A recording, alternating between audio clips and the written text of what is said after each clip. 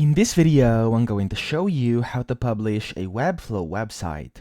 So the first thing you want to do, you want to open up webflow.com/dashboard. So you're going to see your dashboard over here, and then you want to go to all sites here on the left. Now, of course, you want to click on the one you would like to publish. So for example, it can be this one. I'm just going to open up this one for this instance, and then it's going to start loading, and it's going to show you your essential website. Now, mine is blank over here, but of course, you'll be able to see your built website. Now, once you are here, and if you want to publish, simply click on the top right where it says Publish Site. There we go. Click on that. And then here you can choose the publish destination. It can be or production or staging over here. So essentially you can have their domain over here, which is the default free domain, or you can connect a custom one by clicking add a custom domain over here on this button.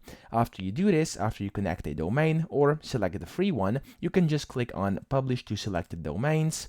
And then it's going to say publishing over here, and then there we go. When it says published, that's pretty much it, and you've successfully published your website. So that's pretty much it. I hope this video helped you out. If it did, please subscribe to the channel and help me out as well.